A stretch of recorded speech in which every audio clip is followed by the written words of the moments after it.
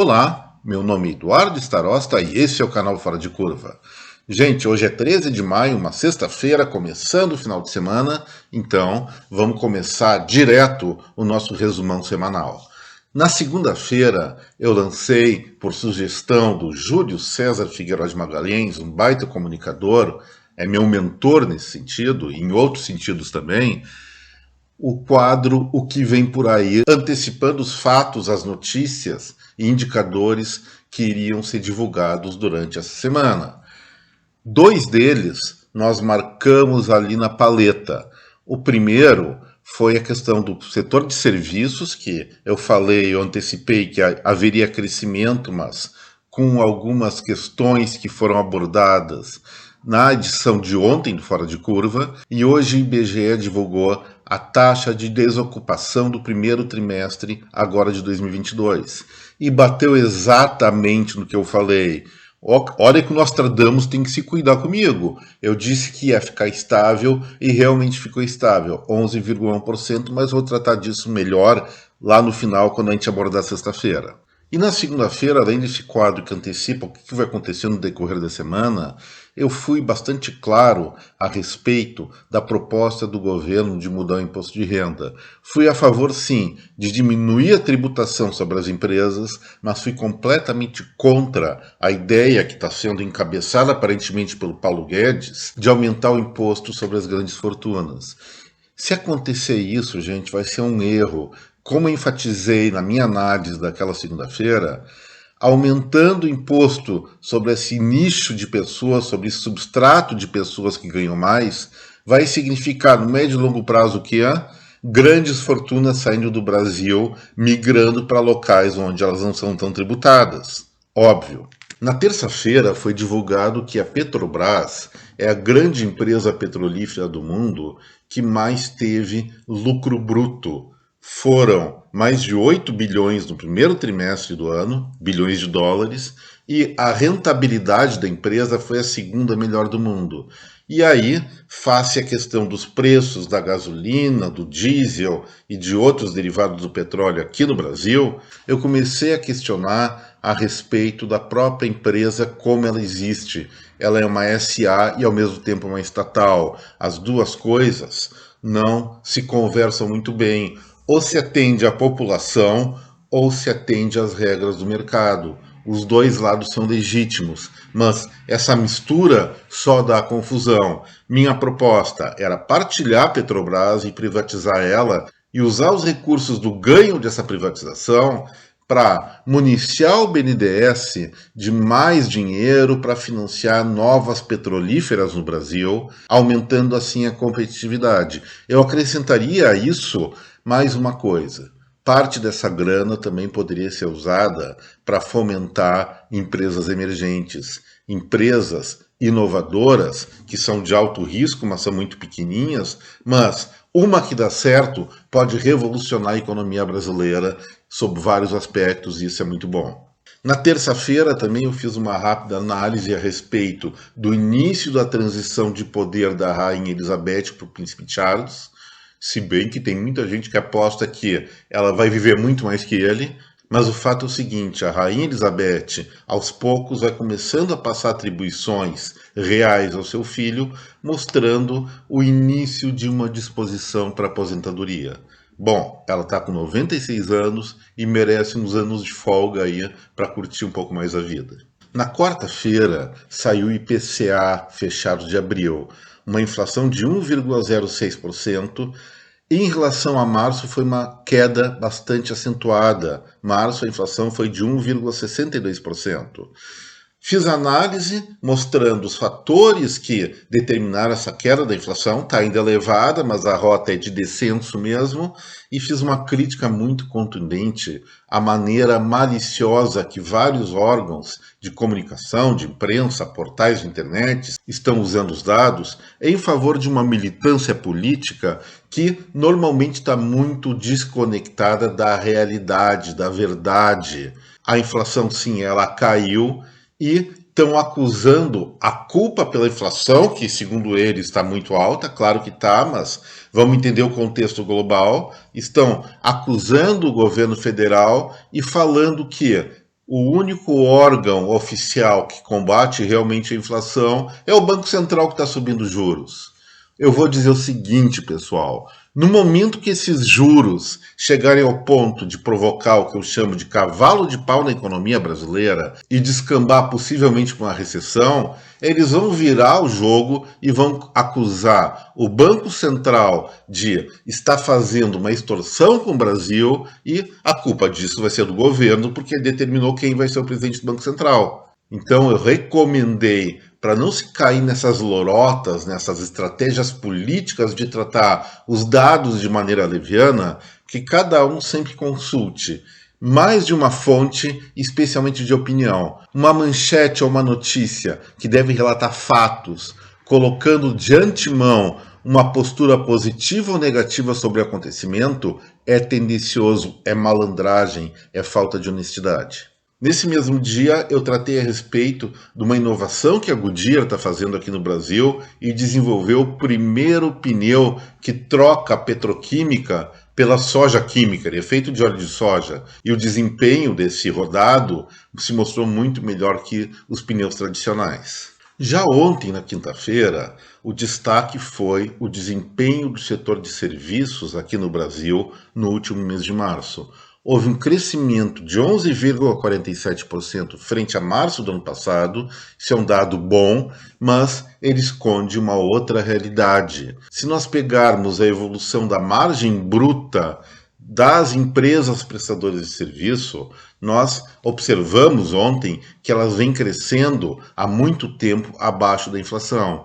Isso aí tem alguns motivos, e o principal deles é, evidentemente, que o setor, em função de uma nova realidade pós-pandemia, ele está inchando e a competitividade está maior, reduzindo o preço. Tem outras questões sobre esse assunto, e se você estiver disposto a se aprofundar nesse assunto, eu sugiro que acesse o Fora de Curva de ontem com o título O Crescimento dos Serviços e a Finlândia na OTAN. Essa questão da Finlândia, como diz o título, eu tratei também ontem, e isso está provocando uma senhora dor de cotovelo nos russos, ainda mais porque a Suécia parece que vai trilhar o mesmo caminho. Quem está botando areia nessa sopa, por enquanto, é a Turquia, membro da OTAN, que em princípio está vetando a entrada desses países na organização militar. Essa posição turca, ela tem relação com o histórico de boas relações desse país com os russos. Vamos ver no que dá essa confusão, mas a tendência é que esses países nórdicos entrem mesmo na OTAN, mesmo que com isso a Turquia seja convidada a se retirar da aliança. Também ontem tratei de dois assuntos curiosos. Primeiro, uns óculos novos de inteligência aumentada que a Google lançou, que simplesmente fazem a tradução instantânea da língua que você fala para a língua que você quer ser ouvido. Isso aí vai facilitar um monte a questão de viagens internacionais, de contatos com pessoas de outros idiomas. Quem talvez pague os pecados por causa disso são as escolas de língua estrangeira. Mas a evolução tecnológica é isso. E, finalmente, o último assunto que eu tratei na quinta-feira foi a respeito de um paradoxo. Durante várias décadas, o mundo procurou diminuir o uso de aerosóis porque isso provocava uma encrenca lá, destruía a camada de ozônio e gerava raios ultravioleta que são muito cancerígenos aqui para nós seres humanos. O problema foi o seguinte nisso aí. Com essa diminuição do uso dos aerosóis, realmente houve uma melhoria na performance da camada de ozônio, ela começou a se restabelecer e, coincidentemente, isso provocou um aumento do número de furacões, ciclones, não sei como é que se chama, no hemisfério norte, no Atlântico. Mas vamos ver o outro lado, olha só. China e Índia não entraram nessa onda de reduzir os aerosóis. Inclusive aumentaram o uso desse artefato, mas como efeito colateral, na região do Pacífico onde ficam esses países, se registrou uma queda bastante significativa também dos furacões e ciclones ali. Moral da história, os cientistas concluíram que o aerosol faz muito mal para o ozônio, mas faz bem para evitar furacões. Aí tem que fazer uma escolha. Enfim, a natureza ainda é um mistério que tem que ser muito bem desbravada. Muitas pessoas falam coisas que realmente não se pode tomar como verdade absoluta. Muitos estudos ainda têm que evoluir na nossa civilização para nós começarmos a entender melhor esse nosso planetinha. E agora, gente, na sexta-feira, hoje, eu não posso deixar de comentar um pouco mais profundamente a respeito do que eu já havia antecipado na segunda-feira, a questão da taxa de desocupação do Brasil, que ficou estável. Ela se manteve a 11,1%, como você pode verificar na ilustração que está aí na frente. Isso pode significar duas coisas: um processo de estabilidade continuado ou um novo crescimento ou continuidade de queda. Eu desconfio pessoalmente que essa desocupação pode crescer até um pouquinho a partir do segundo trimestre, em função da alta de juros que está derrubando investimentos. Isso é uma coisa séria. Espero ainda que o Banco Central pare com essa teimosia e copie os países da União Europeia de não mexer em juros básicos nesse momento. A inflação é global, não é local. Lógico que influencia os preços aqui, mas se a base não vem dos trâmites da economia interna do país, não se tem o que fazer, deixa o juro baixinho, que é melhor para gerar emprego, gerar renda, gerar desenvolvimento. E nesse gráfico também, eu achei interessante separar a evolução da taxa de desemprego no Brasil por fase. Primeira fase, que nós estávamos em baixa, que vai mais ou menos até final de 2014, ela está associada àquele milagre dos gastos públicos. Ou seja, o governo federal da época pisou no acelerador, gastou demais, preparação de Copa do Mundo, preparação de Olimpíadas, obras inacabadas, e esse gasto acabou ocupando pessoas, mas teve vida curta. Logo depois que se encerrou essa fase, o país ficou completamente sem grana, deu uma super crise fiscal, a taxa de desocupação, ou desemprego, que eu prefiro falar, subiu para mais de 13% na onda daquela recessão que foi a maior da história do Brasil. Essa fase, eu chamo ela, eu batizei ela de colapso fiscal. E a partir do terceiro trimestre de 2017, começou uma gradativa, mas lenta rota de recuperação, que foi interrompida pela pandemia, quando o fica em casa, as medidas de distanciamento social terminaram por limitar muito as atividades que geram emprego, geram renda. E a partir daquele momento, sim, o Brasil entrou numa brutal recessão em 2020, que ainda bem foi compensada em 2021, mas nós estamos devendo muito no longo prazo. E finalmente, a partir do primeiro trimestre de 2021, começa essa recuperação que vem se mantendo até agora, quando entre o quarto trimestre de 2021 e o primeiro trimestre de 2022, a taxa de desemprego ficou estável. E isso é uma incógnita que nós devemos esperar pelo próximo indicador para ver se essa alta de juros, como eu falei antes, já está influenciando negativamente a atividade econômica, ou nós estamos aqui no Brasil sendo resilientes e resistindo ao aumento continuado da Selic. Vamos esperar para ver isso aí, mês que vem a gente tem resposta. Uma outra questão que eu queria mostrar a respeito do desemprego é o corte por estado da taxa de desocupação entre os estados brasileiros. Então, nós temos nessa ilustração que entrou agora, todos os estados brasileiros perfilados com suas respectivas taxas de desocupação. E olha só como é heterogênea a coisa. Santa Catarina tem a menor taxa, com apenas 4,5% de desocupação, dado comparável aos Estados Unidos, talvez até um pouco melhor, seguido pelo Mato Grosso do Sul, Paraná, Rondônia, Rio Grande do Sul e Roraima. Olha só que interessante. As menores taxas de desocupação estão nos estados da região sul e alguns estados da região centro-oeste. Eu vou colocar aqui Rondônia, que é a região norte, mas a base econômica desse estado é muito parecida com o que se faz no centro-oeste. Então, aí tem um modelo de gestão que se contrapõe ao que está em vermelho lá embaixo, onde entra Alagoas, Amapá, Paraíba, Acre, Rio de Janeiro, Sergipe, Pernambuco e Bahia, que concentram as mais elevadas taxas de desocupação do Brasil. Tem os pontos intermediários, superior, intermediário e inferior, respectivamente marcados com linha verde e amarela, mas o que eu quero mostrar para vocês é o seguinte: o desemprego no Brasil, ele não é uma coisa uniforme. Ele depende sim de como a realidade é administrada no âmbito estadual. Por que será que os estados do Sul e alguns do Centro-Oeste têm uma taxa de desocupação menor e os estados do Nordeste e alguns do Norte têm uma elevadíssima taxa de desemprego? É uma coisa que deve ser aprofundada. Eu tenho a convicção que gestão pública e a maneira como a classe empresarial se comporta frente à sua realidade tem muito a ver com tais resultados. Eventualmente até vou aprofundar um estudo sobre isso. E no dia de hoje, 2 outros destaques. A sul-coreana Samsung, ela começou a testar a tecnologia 6G.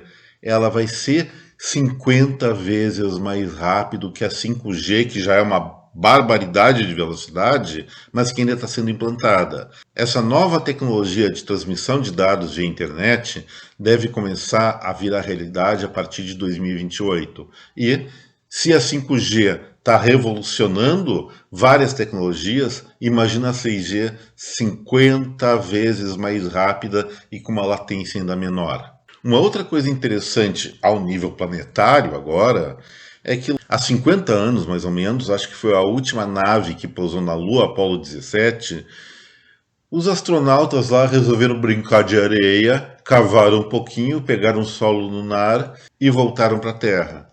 Essa terra que eles pegaram de lá foi usada para tentar cultivar plantas terrestres. E não é que deu certo? Isso é um grande avanço e comprova que, tendo as condições adequadas, o solo lunar ele pode sim ser fértil. Precisa de mais oxigênio, água, enfim, vários componentes, mas pode ter fertilidade sim. E eles já estão dizendo que Marte vai ser a mesma coisa. Então isso é uma boa perspectiva para aquele futuro humano que a gente é difícil imaginar ainda, mas parece que está acontecendo, para esse futuro onde a nossa civilização vai começar a sair desse planeta e colonizar outros corpos celestes. Mas agora, para encerrar o Fora de Curva, vamos dar uma olhada naquelas coisas, naquelas crônicas mais inusitadas. O primeiro caos que eu quero falar é meio sério, mas também não é tão sério assim. A Renault fez uma experiência um tanto quanto indigesta. Ela pegou, encheu um tanque de esterco, misturou com hidrogênio para ver o que acontecia. Simplesmente, o carro no qual eles fizeram isso, num tanque de 200 litros, bateu um recorde de distância sem reabastecimento de 2.055 quilômetros. Ou seja, um cocôzinho está fazendo uma diferença e tanto na autonomia dos veículos. E é lógico que isso dá margem para nós pensarmos que as porcarias que se faz e se entrega para o vaso sanitário podem ter alguma utilidade no futuro. Mas pessoalmente aqui eu não pretendo ficar colecionando esse ativo aqui em casa. Deixa outras pessoas fazerem isso. Mas será que isso vai ser um bom negócio ou vai cheirar muito mal? Sei lá. E aí, vamos sair da empresa automobilística francesa e ir lá para a Índia. Olha, gente, eu ainda não sei o que é isso. Minha filha está com recém 14 anos e eu espero que ela, sim, arrume namorado, se case, tenha filhos, mas isso daqui uns 78 anos mais ou menos. Mas tem um casal de indianos que criou seu filhinho, criou muito bem por sinal, fez ele se formar como piloto de avião e ele resolveu casar. Eles pagaram uma super festa, deram carro de luxo de presente de casamento, mas só que eles depois botaram esse filho na justiça porque nada de netinhos que eles queriam. Não tinha criança para brincar com eles, eles começaram a processar o filho dizendo que se ele e a esposa não fizerem um nenezinho nos próximos 365 dias, vão exigir de volta todo investimento no casamento. Será que eles estão certos? Pensando bem, eu acho que no futuro eu ia me divertir muito com meus netinhos. Eu vou repensar essa postura que eu tenho em relação à minha filha, mas se ela casar cedo, ela vai ter que me dar netos, senão eu vou processar ela. E olha só essa, gente, que aconteceu em São Paulo. Antes, uma pequena introdução. Nada contra brincar no trabalho, ter bom humor, ser descontraído. O que nós não podemos é ser irresponsável com esse trabalho. Então, uma coisa é brincar no trabalho, outra é brincar com o trabalho. Se a coisa sai bem feita, a irreverência, o bom humor é perfeito, só melhora o astral de todo mundo. E aí, um coletor de lixo lá de São Paulo resolveu fazer uma brincadeirinha que viralizou naquela rede chamada TikTok. Quando os colegas dele iam coletar o lixo, ele pegou um cano e fingia que estava protegendo os colegas com sacos de lixo como se fosse saco de dinheiro. Ele estava fazendo de conta que o caminhão de lixo era um caminhão de valores, um caminhão de grana, aqueles caminhões fortes. Sabe o que aconteceu com ele? Foi demitido, foi para a rua, levou um pontapé naquele lugar do trabalho, não tem mais basquete. Se bem que o tanto que viralizou esse vídeo dele no TikTok, ele vai conseguir bons trabalhos em algum outro lugar. Boa sorte para ele, parabéns pela irreverência. E a empresa coletora de lixo deve sim repensar um pouquinho seus conceitos a respeito da caretice no ambiente de trabalho. E finalmente, pessoal, eu tenho que conversar com vocês sobre uma questão que eu detesto. São questões de cunho jurídico, são coisas processuais. Olha só o que aconteceu lá no Reino Unido. Os juízes decidiram que chamar alguém de careca é assédio sexual. Mas aí eu não entendo. Assédio sexual quer dizer que alguém está cantando um careca. Se fosse para ofender um careca, seria assédio moral. Pô, e nós carecas, românticos, sempre dispostos a fazer o melhor, por que os juízes britânicos estão condenando acesso sexual a gente que, pela falta de telhado aqui, somos bem mais tímidos que o normal? Deixa assim. Se for assédio moral, se for agressão, tudo bem. Mas assédio sexual, na minha opinião, deixa. Eu daria tudo, pessoalmente, para uma pessoa tipo a Giselda Bucho fazer um carinho na careca aqui e falar algumas coisas agradáveis para mim. Você não. Então, sim ao assédio sexual às carecas. Nós precisamos de romance. E não ao que eu vou chamar a carecofobia. Os cabeludos é que são feios. E é dos carecas que elas gostam mais, como falava aquela música. E com isso, gente, o Fora de Curva de hoje fica por aqui. Faço votos que você tenha um baita do final de semana. Aproveite bem, porque segunda-feira vem mais encrenca. E desde já, eu peço, deixe seu like aqui no vídeo, se inscreva no canal, compartilhe esse material com essa rede de contatos. Então, mais uma vez, um excelente final de semana para cada um de vocês. Até breve, um forte abraço em cada um. Tchau e bom final de semana.